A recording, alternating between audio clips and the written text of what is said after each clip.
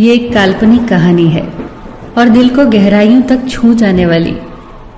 एक बार स्वर्ग में विचरण करते हुए कृष्ण और राधा एक दूसरे के सामने आ गए।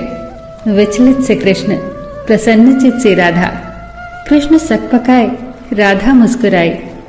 इससे पहले कि कृष्ण कुछ कह पाते, राधा बोल उठी, कैसे हो द्वारिकाधीश।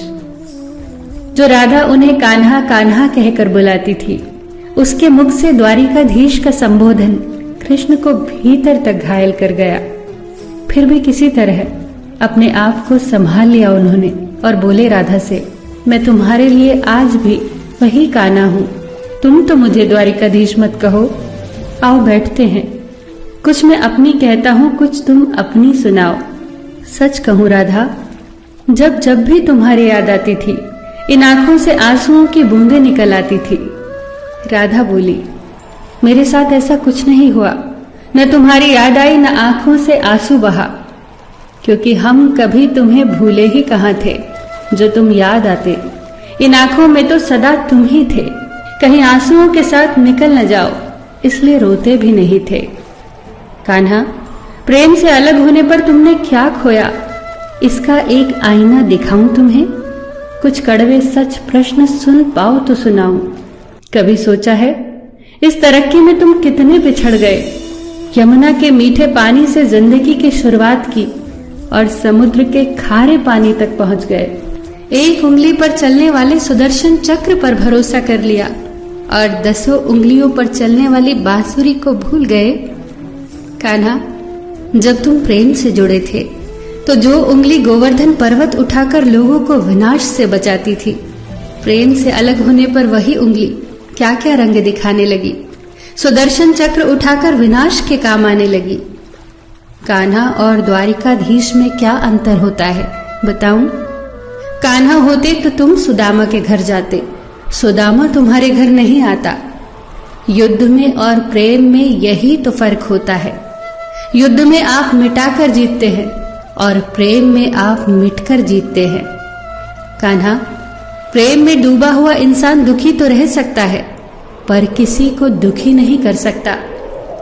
आप तो कई कलाओं के स्वामी हो, स्वप्न दूरदृष्टा हो, गीता जैसे ग्रंथ के दाता हो, पर आपने ये क्या निर्णय लिया? आपने अपनी पूरी सेना कौरवों को सौंप दी और अपने आप को पांडवों के साथ कर लिया।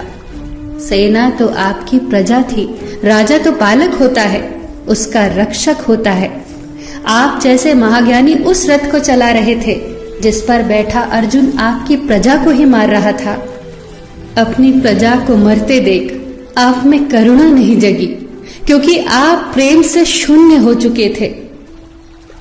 आज भी धरती पर जाकर देखो, आपकी द्वारिकाधीश वाली छवि को ढूंढते रह जाओगे। हर जगह, हर मंदिर में मेरे ही साथ खड़े नजर आओगे।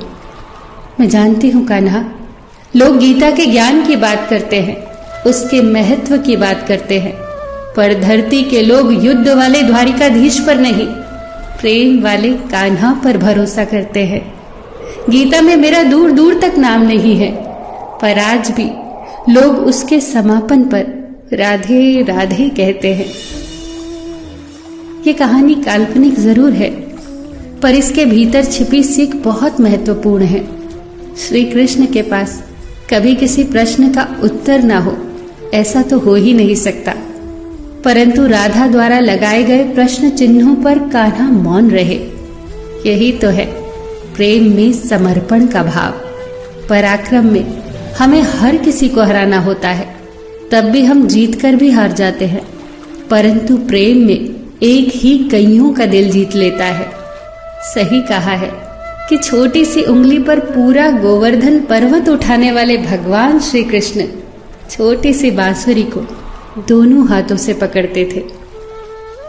फिर मिलेंगे दोस्तों अगली कहानी के साथ। तब तक के लिए अपना ख्याल रखना और हमेशा मुस्कुराते रहना।